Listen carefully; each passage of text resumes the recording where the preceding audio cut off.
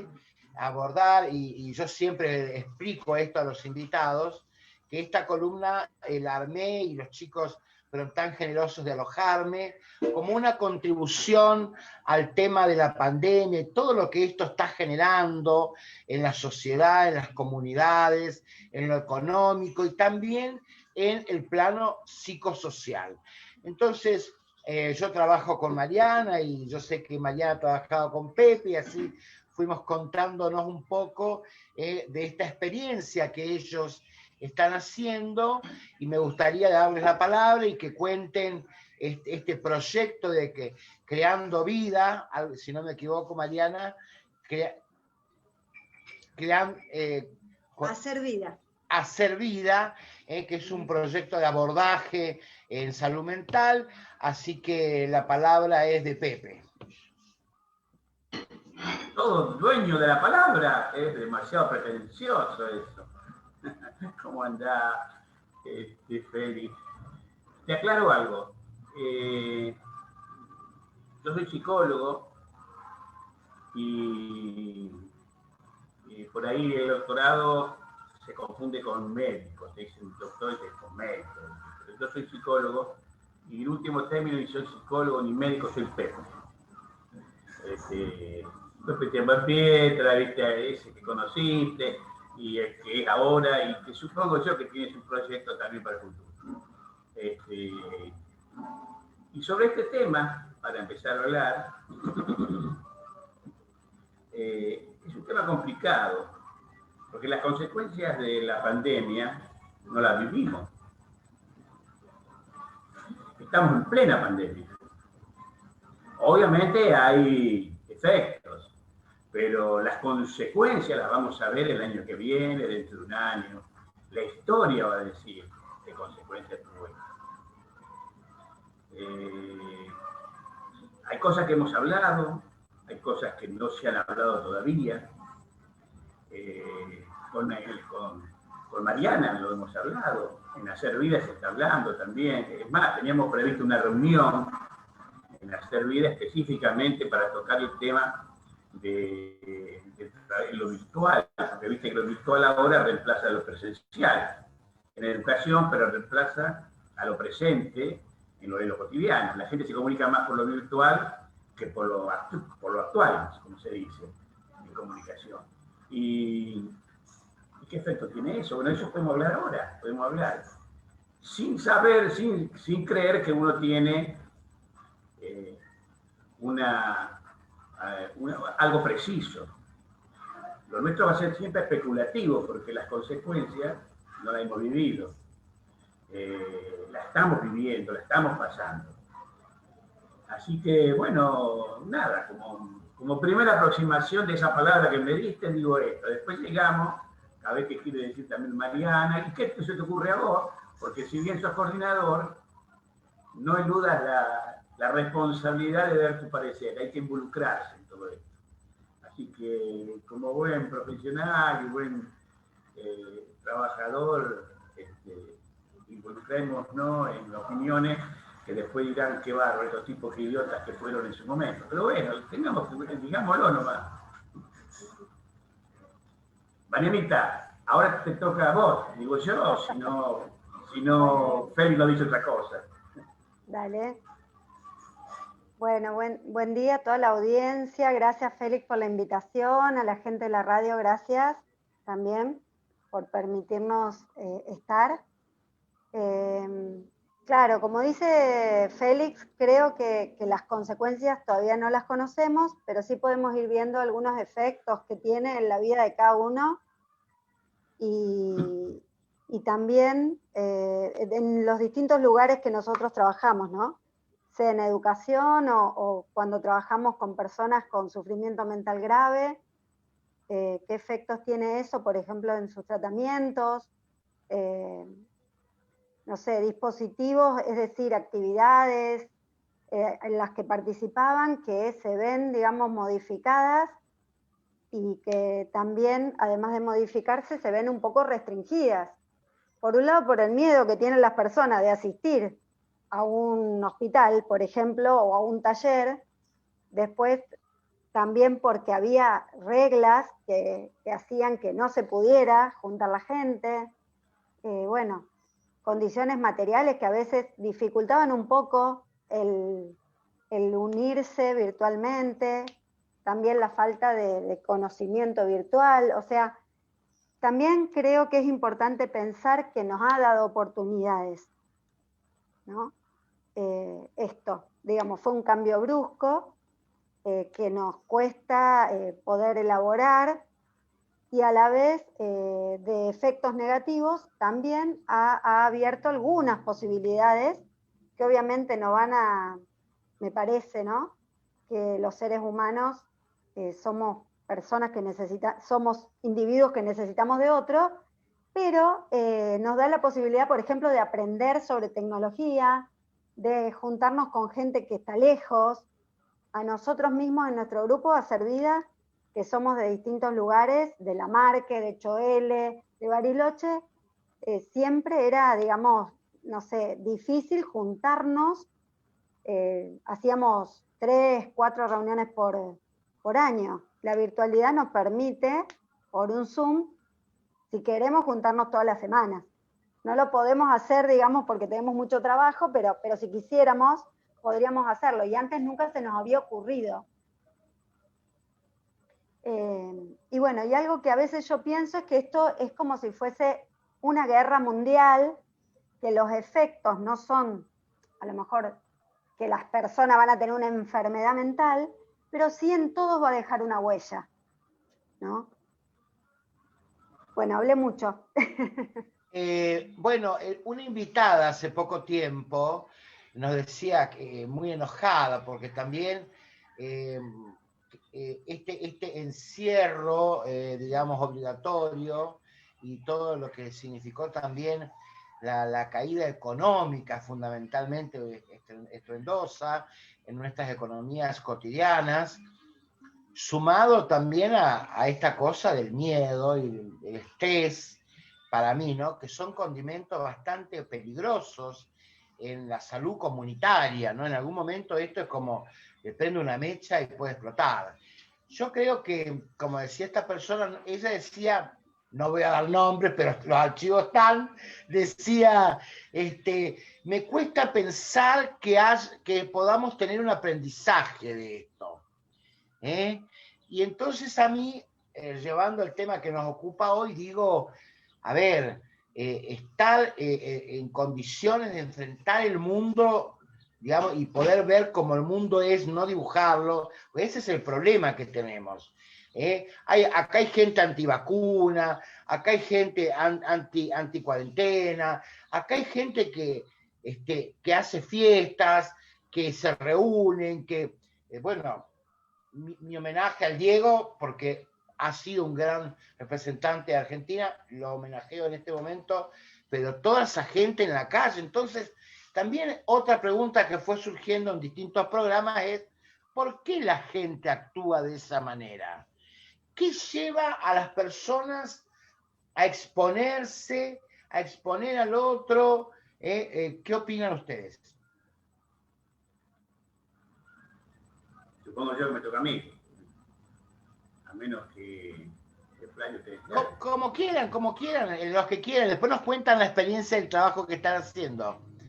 Mariana, ¿querés hablar vos ahora? ¿Feliz? Si querés, habla vos. Yo lo que quiero decir es que lo de Diego, ¿no? Es parte de lo que se está viviendo de necesidad de elaboración del duelo. O sea, es recontraentendible que la gente haya salido, digamos, porque él se lo merece, digamos, porque él es un mito, pero además porque también condensa un momento de duelos no elaborados, ¿no? No sé si ustedes saben, pero las personas que mueren de cualquier cosa hoy en día solamente pueden ingresar 8 personas al velatorio por 2 horas, ¿no? Entonces nos quita un rito que tiene la cultura occidental, uno de los pocos ritos que le quedan, y eso es, digamos, eso deja una marca. Entonces quizás se condensa en esto de la persona de Diego todos estos duelos no elaborados, ¿no?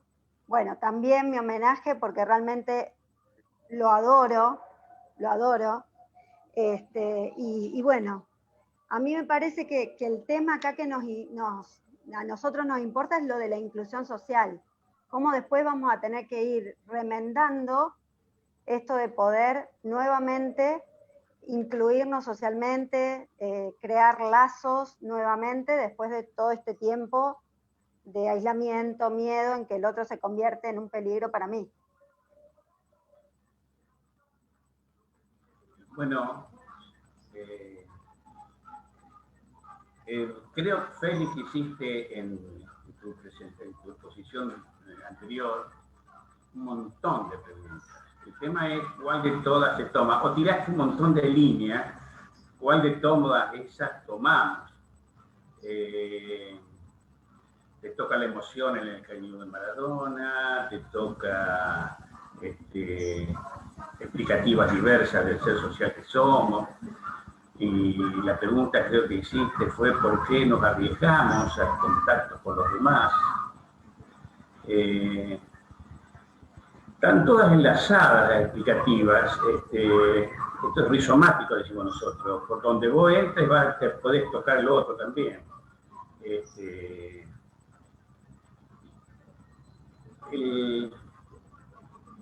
Uno siente en las distancias estas higiénicas en que nos han metido, que son obligatorias porque el valor de la vida es el valor supremo, que de alguna manera limitamos la experiencia.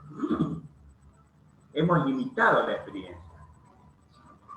La experiencia parte de un sentir aquello que se conoce. O sea, uno lo primero que tiene que hacer es sentir algo para después conocerlo. El conocimiento es un proceso secundario, ya es más imaginativo. La experiencia es primaria, es fundirse con aquello que uno está queriendo descubrir como existente. Nunca lo logra, porque sería como querer fundirse con lo real, sería con el todo, y es imposible. Y en esa distancia que uno toma para conocer, ya se separa de todo. Y siempre es una parcialidad lo que conoce. Ahora ni siquiera te dejan esa experiencia. Te meten lo virtual, el teléfono, la televisión. Entonces, más distancia todavía. Y uno conoce, sin ninguna duda, eso que habíamos dicho, es virtual, es representativo, es imaginario. Vos te imaginás. Yo me imagino ahí que estás vos, que está Mariana. Pero ya hay una distancia más de la imaginación que yo podría tener en una charla persona a persona, porque ahí tendría el sentir que está. Ese sentir que está, yo lo pierdo. Eso no quiere decir que yo haya perdido la idea de lo que sentí tantas veces con ella, estando con ella en tantas reuniones. Eso lo sigo, es una resonancia emotiva. Pero la experiencia actual yo tengo con vos y que tengo con Flavio y que tengo con Mariana, es una distancia mayor. Ese conocimiento, primero que es distante, como ver algo un poco más lejos. Pero además, la experiencia a mí me va constituyendo como sujeto. Yo soy sujeto social porque yo siento al otro y el otro lo incorporo en mí. Y en esa distancia yo siento que me pierdo la posibilidad de desarrollarme. Y es cierto, algunos toman la estupidez de exponerse a la muerte. Ahí no va a sentir más nada después. Y al no sentir más nada, dejó de desarrollarse también, como se la recuerdo en nuestra conciencia. La conciencia que tengamos nosotros, los que quedamos vivos, si somos nosotros o también nos morimos nosotros. Entonces, uno dice, ¿por qué se arriesga el ser humano a eso? Y yo creo que se arriesga para ser. Siente que fíjate los libertarios estos que salen a los gritos, ahí, dicen estupideces, dicen cosas idiotas, como que el virus no existe, pero en el fondo hay una exaltación como que la limitación que se le exige para sobrevivir les quita la vida. Antes que morir prefiero la muerte, dicen los tipos, y traen ahí afuera. Y algo debe tener que ver con esto, con esa experiencia que uno gana para ser sujeto y para seguir siendo sujeto social, porque somos sujetos sociales, nos hacemos en contacto con los demás. Y eso es una fuerza gravitatoria que tira al contacto con el otro. Si no sería la catatonía, decimos nosotros en psicopatología. Sería cortar y separarnos del todo y estar ahí siendo sin nada, más puro sentir siendo y no tener ninguna representación ni nada. Esa es una explicación psicológica de lo que dan. Pero también podría ser filosófica, porque tiene que ver con el ser o la nada, que tanto han discurrido los filósofos. Pero bueno, eso es una explicativa que ahora que vos planteaste, pero diste otras puntas más, pero vamos a esperar que llegue la oportunidad para decirla. Dale, Mariana. Hola, a ver, claro, a ver, yo en realidad creo, y por eso decía hoy que mi columna, que además quiero decir que mis auspiciantes son la Asociación Civil Jóvenes Roquenses, estamos trabajando en distintos lugares, en distintos barrios, con distintos programas. Yo soy el secretario y saludo al presidente Ariel Jade y a todos sus miembros por darme sponsorear este espacio, esta columna. Entonces, claro que hay un bies que, digamos, del tánatos acá que va a prevalecer a pesar de saber o de tener un grado de conciencia del riesgo por ser, como decir, yo coincido con eso, pero bueno, me parece que también hay ciertos límites que a partir de la creación de un Estado, de un contrato social, de un acuerdo,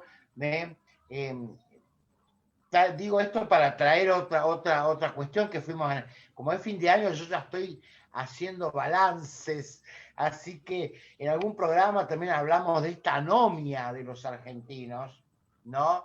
Dice, los argentinos, y hay mucha gente, somos anómicos, nos cuesta obedecer la propia norma que hemos construido juntos, ¿no? Nada, entonces también eso surgió, y yo creo que hay un poco de esta cuestión también que está esta dimensión psicológica que vos traes, pero también hay una cuestión cultural, ¿no? Donde prevalece esta idea de, digamos que el argentino, hay un chiste que hacen los venezolanos y dice, ¿cómo se suicida un argentino? Dice, se sube al tope de su ego y salta. Entonces, esto que decía María, por eso Maradona también fue, podemos decir, el típico argentino contradictorio como somos, pues esto es contradicción pura, me arriesgo, no me arriesgo, arriesgo a otro, pero bueno, me gustaría que hablen un poco de la experiencia que están haciendo ustedes en esta experiencia de trabajo con este grupo de trabajo que tienen, cómo están trabajando, cuánto tiempo hace que están trabajando, cuál es el objetivo. Antes, si me permitís, después Sí, Pepe, si querés, vos que sos sí, uno de los cómo no. fundadores. Sí, dale, cómo no, sí. Claro, con respecto a esto de la anomia, que sería la falta de norma o la desobediencia a las normas, yo creo que habría que poner en cuestión, quizás no es el motivo de nuestra reunión, pero esa norma es consensuada, ese contrato social, ¿existe realmente? ¿O hay algunas personas que ponen normas por todos los demás a los cuales no se los consulta? Entonces, de ahí.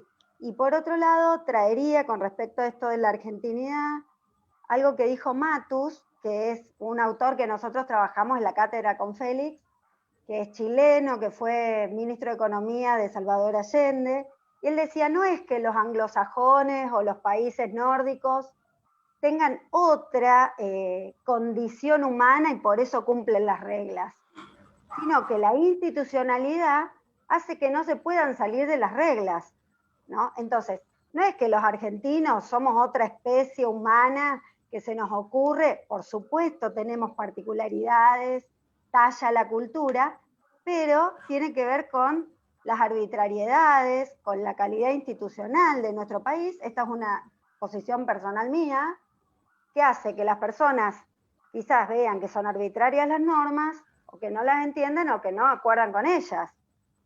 Y por eso, y además, también coincido con lo que dice Pepe, que bueno, que llega un punto en que uno tiene que, traduciéndolo, hacer un costo-beneficio. O sea, ¿qué me beneficia más? Quedarme viviendo sin contagiarme, pero totalmente aislado, solo, sin enriquecerme, o sea, vegetar en la vida, o bueno, voy y veo, no sé, a mis familiares, a mis nietos, tiene que ver con la necesidad que tenemos desde antes de existir de estar en comunidad, de estar con otros. O sea, no somos y los otros. Desde nuestra misma, digamos, concepción biológica. Pero bueno, me desvió un poquito el tema, pero no quería dejar esto de la anomia. No, esto, la idea es el debate. Y a ver, la columna se llama Vida cotidiana, historia y sociedad en debate, así que está perfecto. ¿Continúo? Sí, dale. Félix propone, pero Mariana dispone, porque este tema da para seguir un ratito más. Nosotros hacemos una diferencia. Cuando digo nosotros, los que tienen un marco conceptual de la práctica esta psicosocial, que no sé cómo definirlo, porque no sé si es peregrina, somos unos cirujas, buscamos conceptos de todos lados nosotros, hicimos un resultado ahí. Nosotros pensamos que la norma y la costumbre son dos cosas distintas. La norma se enlaza con lo institucional y la costumbre con lo comunitario. La cultura también enlaza con lo comunitario. Acuérdense que la cultura es simbólica, necesita lenguaje, es un mundo simbólico, lo que sea cultural. En cambio, las instituciones son señales, son mundos de señales, que señalan. Y la norma es una señal imperativa, que obliga. Esta pandemia nos metió en la institución, en el Estado, que es el conjunto organizado, o el sumum de la institucionalidad de un país, de una nación. Nos metió ahí la pandemia, porque la única manera de salir, de poder cumplir de alguna manera con el mandato de respetar la vida, es declararlo mandato. Es disparatado, es una cosa disparatada, porque la vida es el principal valor. Uno la siente que si la pierde, se pierde uno. Pero por otro lado, necesitamos una institución que es muy parcializante para que nos mande a respetarla. Hay algo de loco ahí adentro, porque se supone que no debería ser la norma la que defiende la vida, sino la costumbre debería ser. De hecho, la costumbre, que son los marcos en donde nosotros nos movemos como sujetos comunitarios, en los lugares, la costumbre es aquello que nos da un lugar social, nos permite que los demás nos reconozcan como parte de esa entidad que llamamos comunitaria, que igual que la grupal nos da identidad. O sea, la costumbre nos da identidad. Vos cuál es al otro, que se comporta igual que vos, y decís el tipo es como yo, y entonces sentís la unidad la particularidad la unidad de lo particular y ahí está lo general. Y sin embargo nosotros hemos apelado al Estado para plantear el aislamiento social, para defender la vida, que se expresa fundamentalmente por la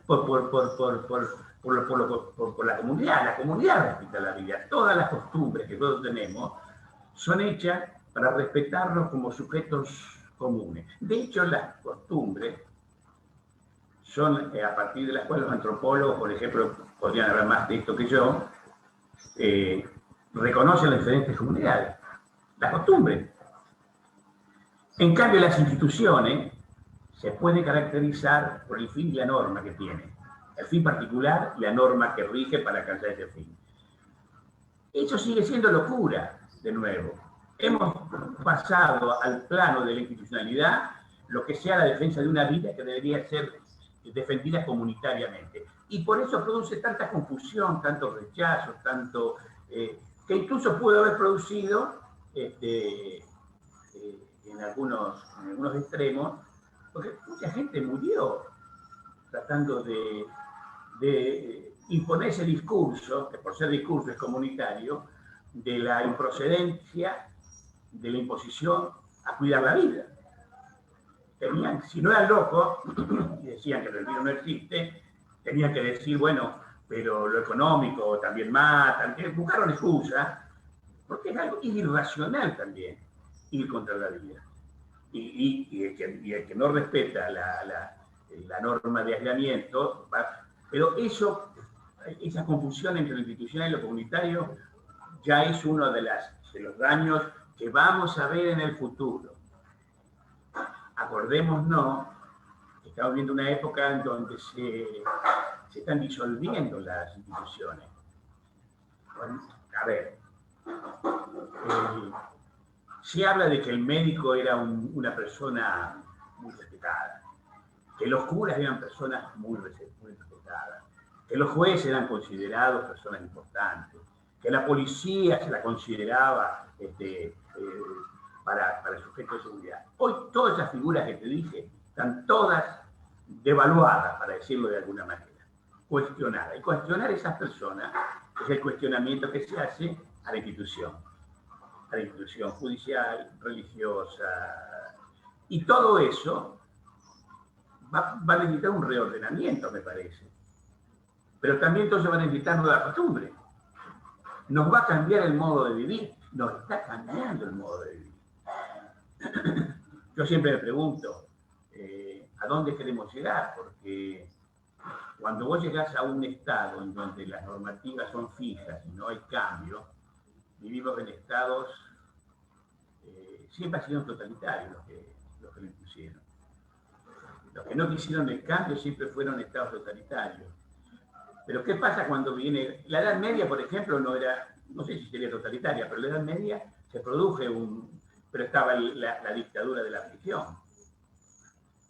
La dictadura de la religión fue tan dictadura como las dictaduras militares que hemos vivido.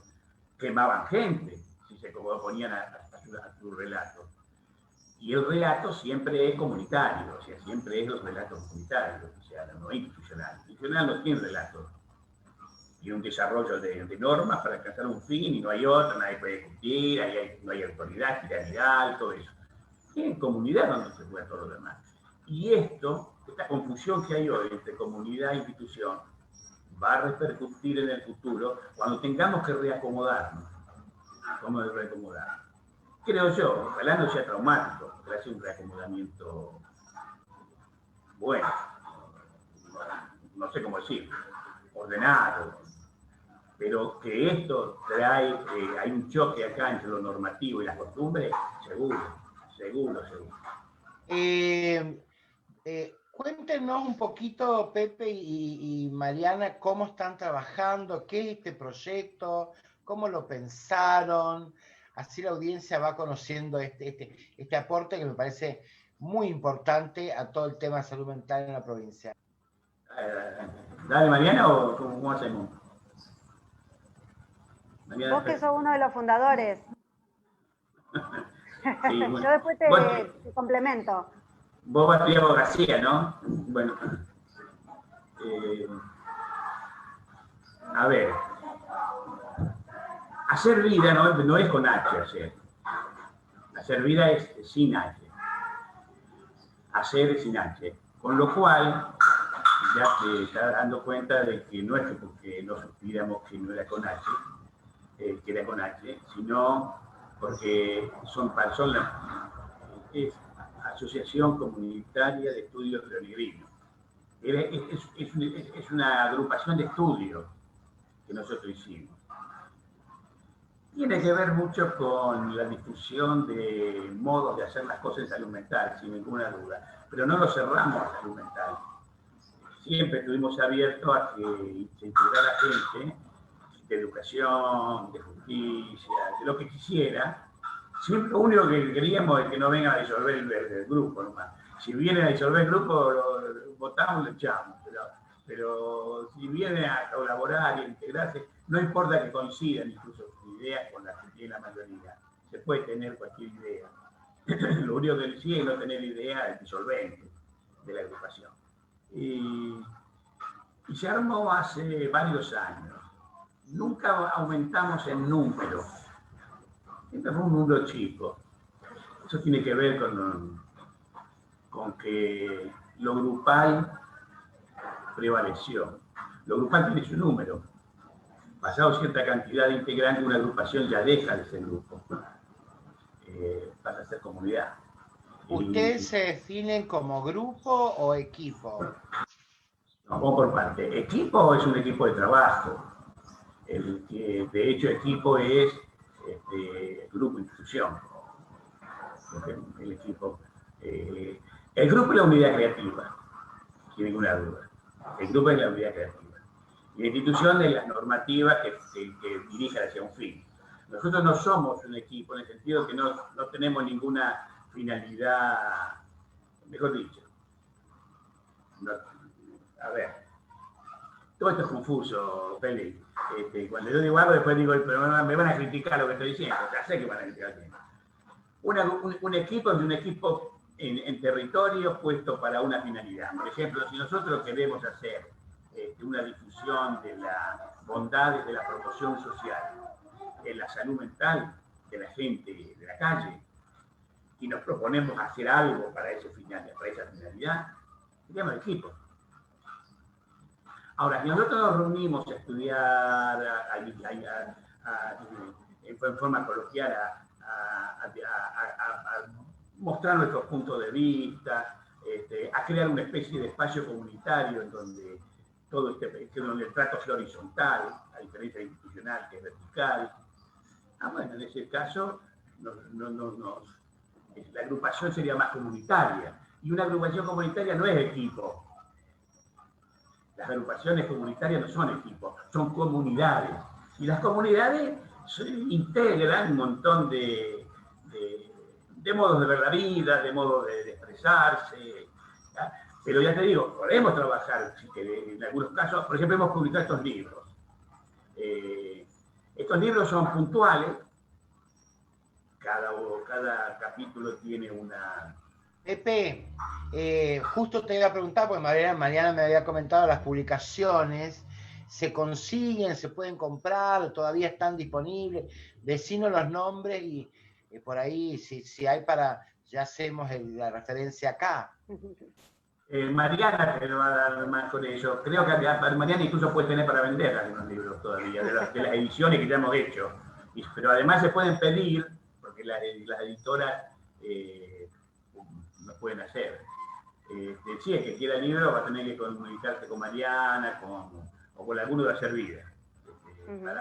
¿Y qué volcaron en esos libros, Pepe? ¿Qué es lo que ustedes traen en esos libros, en esas comunicaciones? Quería decir, permiso, Pepe, que bueno, que en ese momento cuando, digamos, la finalidad de Hacer Vida, de reunirnos a estudiar y a construir, es porque nosotros tenemos la intención de difundir un punto de vista, que es que la inclusión social es salud mental. O sea que al sufrimiento mental hay que abordarlo desde esta postura de la inclusión social, no de curar un síntoma, ¿no? Entonces, bueno, todas las personas que están en Hacer Vida tienen experiencia de trabajo en salud mental o actualmente trabajan en salud mental o en cuestiones que tienen que ver con la salud mental, por ejemplo en el ETAP o en el equipo de accesibilidad del IUPA, bueno, en distintos lugares. En acompañamiento terapéutico, en distintas áreas, digamos, están trabajando los integrantes de Hacer Vida. Y nosotros, como forma de difundir esta posición que tenemos sobre la salud mental y cómo abordarla, publicamos 2 libros que se llaman La Brancaleone 1 y La Brancaleone 2. La Brancaleone es una película bastante de los años 60, debe ser, donde un grupo, un ejército de los desposeídos de la tierra, luchaba en contra del señor feudal. Y en definitiva, esta postura de ver la salud mental es un poco la de los desposeídos de la tierra, ¿no? Porque tiene mucho más prensa, más dinero, más publicidad, otra forma que tiene que ver más con lo biológico, con considerar que todo sufrimiento es porque me anda mal el cerebro, una neurona, un neurotransmisor, ¿no? Y que arreglando eso se me arregla el problema, dejando de lado que las personas sufren porque están desempleadas, o sufren porque se le murió un hijo, o sufren porque tienen que estar aisladas en la casa, o porque viven violencia de género, etcétera. Que es la postura que tenemos nosotros y mucha gente más, pero bueno, hablo por Hacer Vida. Entonces, la Brancaleone es un poco esto, un ejército de desarrapados, cirujas, etcétera, que, bueno, lucha contra otra posición teórica del sufrimiento.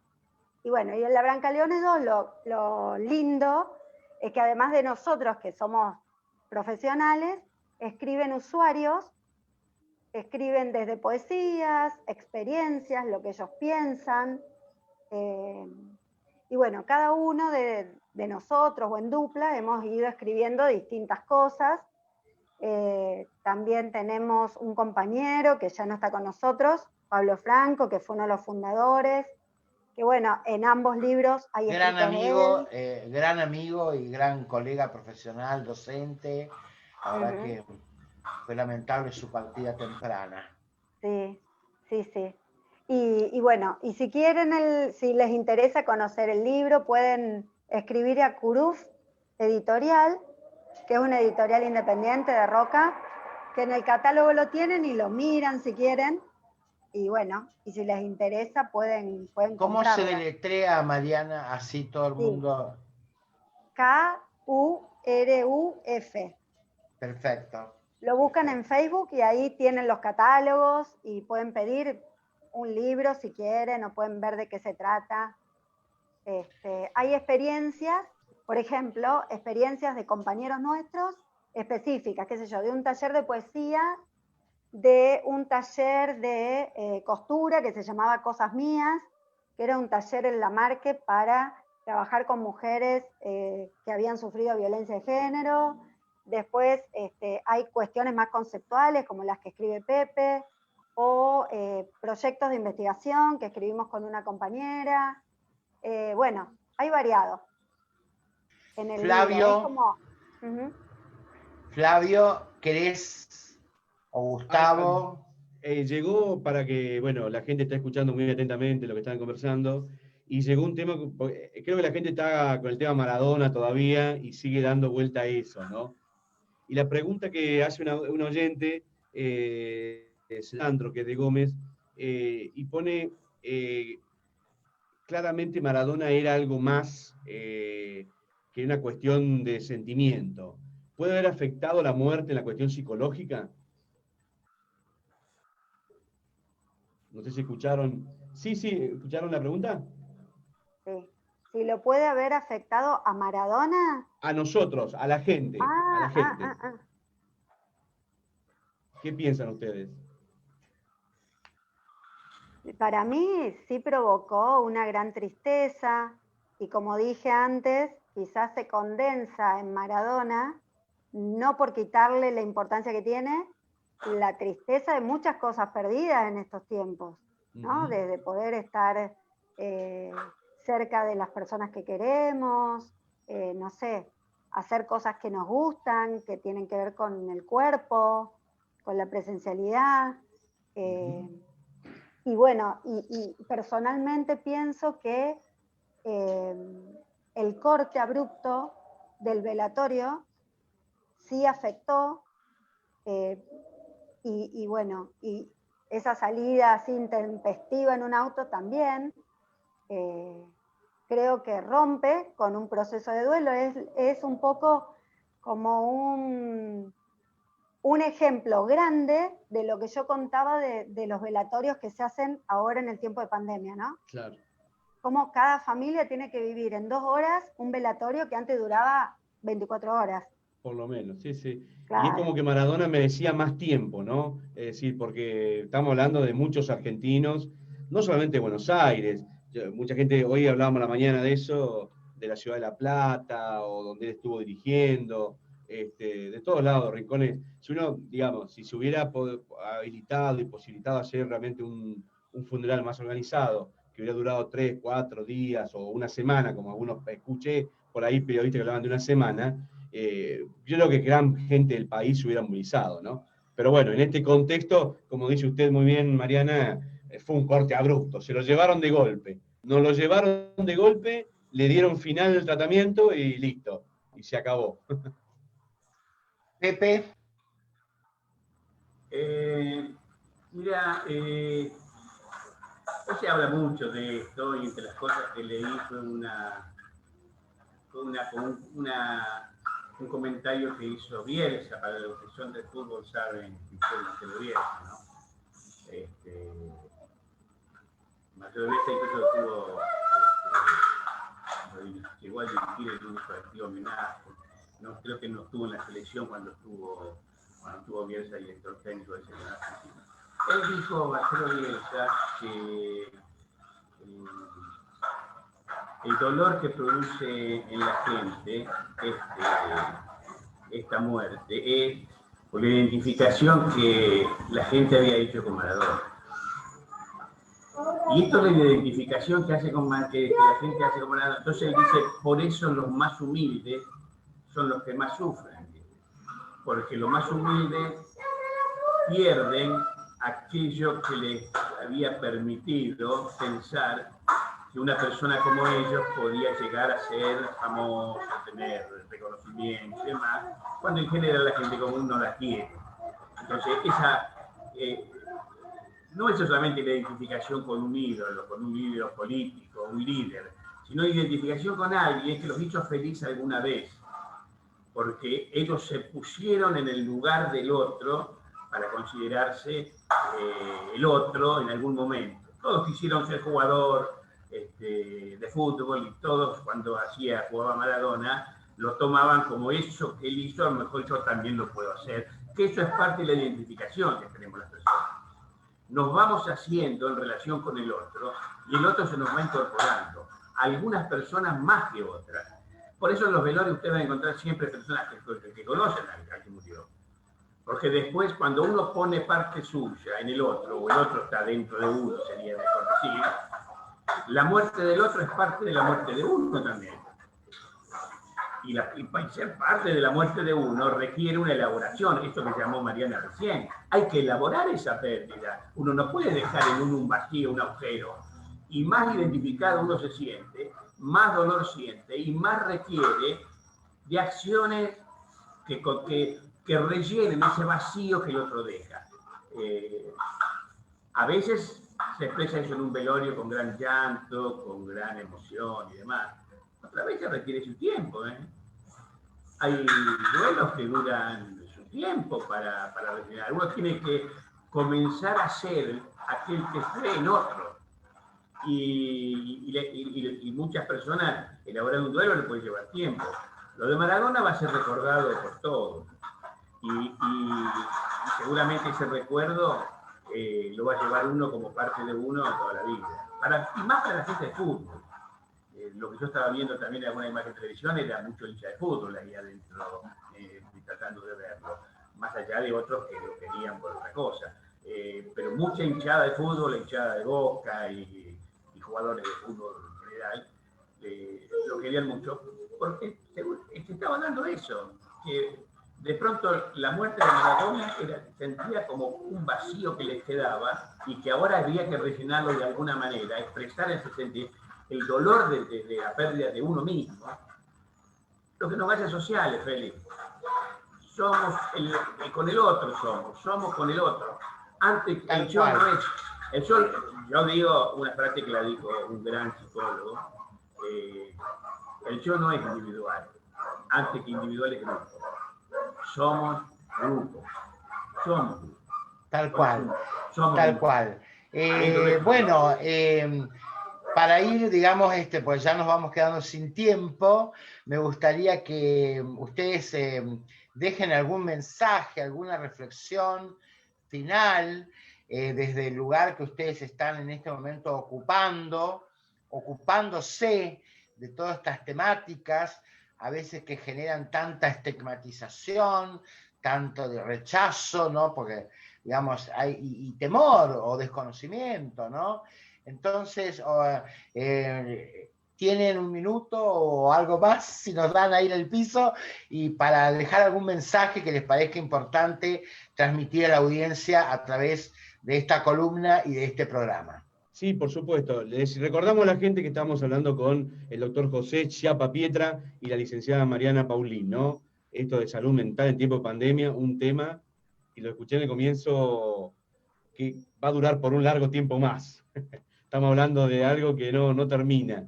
Saben que nosotros que conocemos la historia, mucha gente cree que las pandemias han terminado o han disminuido, y en realidad mucha gente no sabe, y quizás por ahí la salud mental también tiene algo que ver con esto, que por ejemplo todavía seguimos teniendo varicela, que nació hace 5.000 años, todavía tenemos un sarampión, por eso seguimos vacunándonos, ¿verdad? O hay pandemias que tienen que ver, por ejemplo, con el tema del SIDA, que no hemos encontrado ni siquiera la cura todavía, ¿no? Y el COVID, si bien se parece mucho a la influenza, ya por 1918, parece ser que nos acompaña, pero bueno, la tecnología por ahí está haciendo que tengamos la vacuna más rápido. El tema de la salud mental va a llevar un tiempo largo, ¿verdad? Aporte, reflexión final.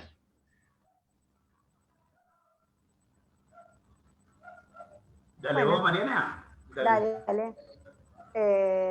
Sí, como decía Flavio, y también había terminado diciendo Pepe, que somos con los otros, somos seres sociales.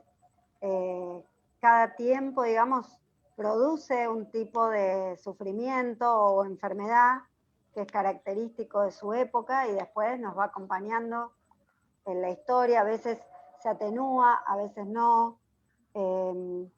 Creo que desde Hacer Vida y todos los que trabajamos en lo comunitario y también los medios de comunicación, tenemos, digamos, como que empezar a plantearnos desafíos de cómo vamos a reconstruir el tejido social una vez que se pueda, digamos, terminar con el aislamiento, morigerar el distanciamiento social, porque todas estas cosas nos van cambiando, nuestras costumbres, y siempre necesitamos de los demás, así que bueno, creo que el desafío es eso, construir o reconstruir o tejer nuevamente lazos sociales, porque eso es lo que nos constituye como humanos. Esa es mi única reflexión, digamos. Bueno, Felipe, ya te dije al empezar, o dije a la audiencia al empezar, que las consecuencias habría que verlas con el diario el lunes, pero estamos al sábado. Lo que yo sí sé es que, tomando lo de Mariana para continuarlo, la reconstrucción del tejido social, una manera de constituirnos sujetos es con relatos. Y es la importancia que tiene también el periodismo tanto y la prensa. Porque el relato es constitutivo de la realidad que uno va registrando. Habría que favorecer la reflexión de las palabras que se emiten y que se escuchan. Porque si uno fuera activo decodificador de lo que se escucha y se dice, podría entonces hacer crítica a los relatos dominantes. Hoy el relato dominante individualiza, es valorativo en el sentido de lo económico. Y la pandemia de alguna manera ha puesto en jaque esa manera de ver las relaciones humanas. Plantea los déficits sanitarios que hubo incluso en los países más ricos, que no tendrían por qué haber tenido ese déficit sanitario, respiradores, un montón de cosas. E incluso cómo las costumbres juegan en contra, las costumbres que son para el esparcimiento individual, el ser feliz, yo quiero ser feliz, quiero ser feliz. Bueno, te va a morir si sos feliz, pero eso que tiene mucho que ver con el consumo después, y es propaganda de consumo, estar en esa burbuja de confort, y bueno, y eso se está viendo, y eso creo que va a servir para hacer un replanteo. Los incendios, en Argentina se está incendiando toda Argentina, y eso es cambio climático. La temporada de ciclones en el Atlántico creo que fue muy grande, y en el Pacífico el año pasado se incendió Australia. Eso tiene que ver con esto que hablamos.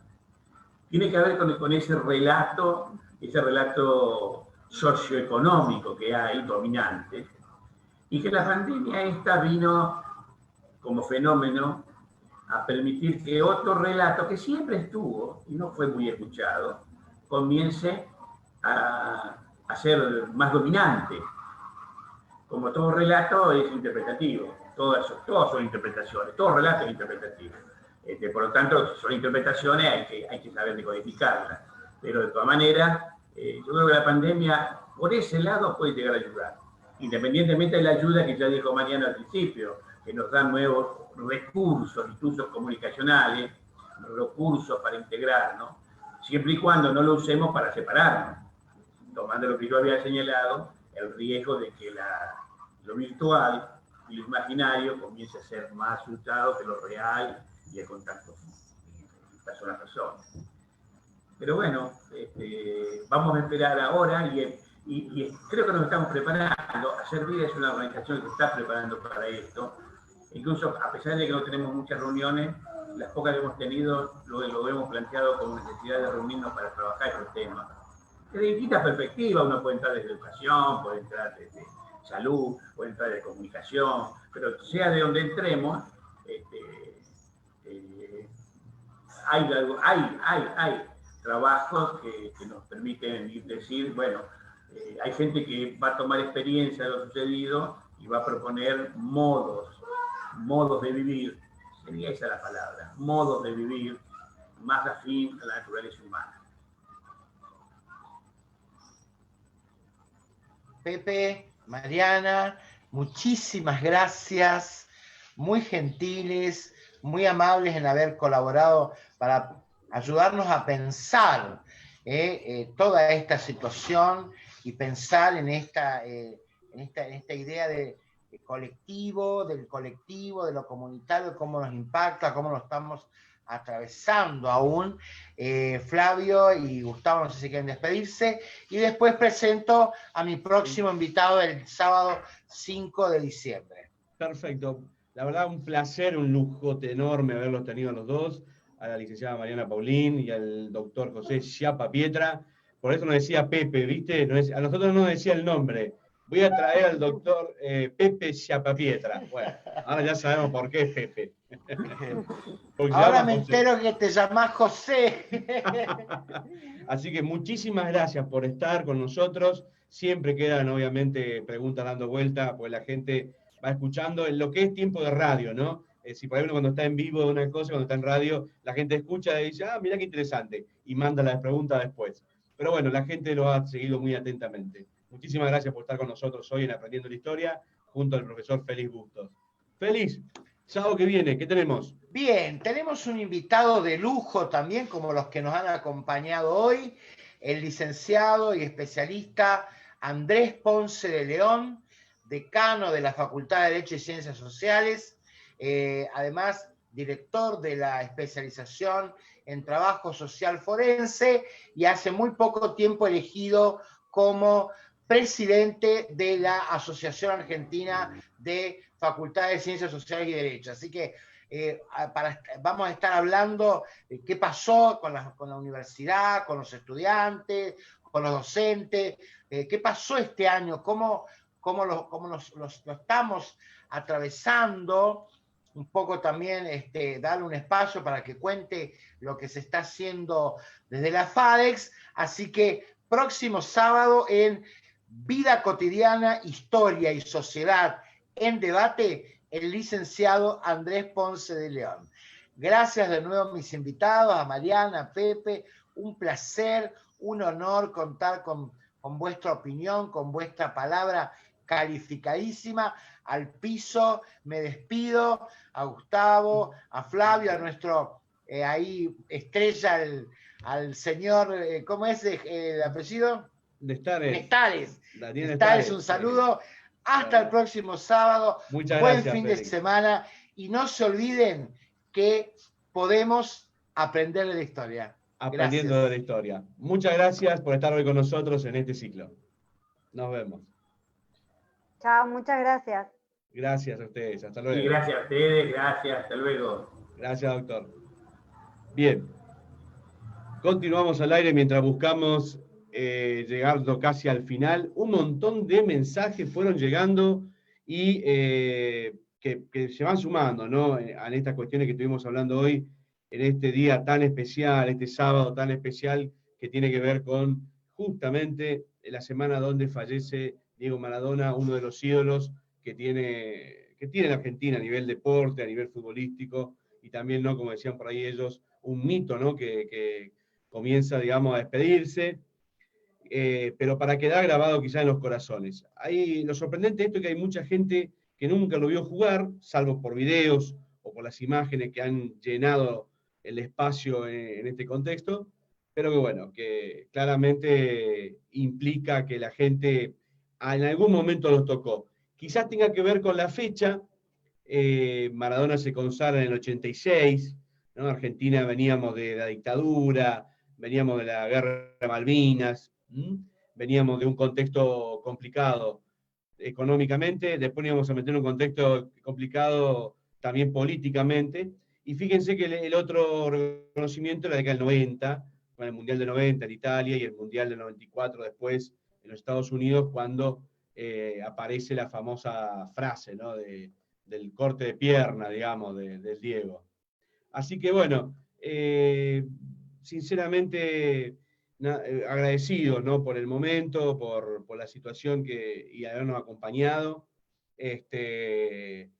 Y nada, decirles que ojalá que todos podamos seguir adelante, pensando de que, bueno, es una persona que tenemos que recordar.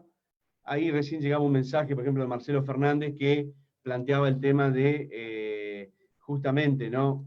El tema de las lágrimas que hemos derramado, sin querer o queriendo, ¿no? Que permita Dios que no nos olvidemos, o que recordemos siempre a Maradona con lo que fue, con lo que implicó para la vida de los argentinos, en todos los contextos, en el deportivo, en el social, en el político, en el económico. Así que bueno, vamos a ir a una pequeña pausa musical, así ya buscamos el final del programa.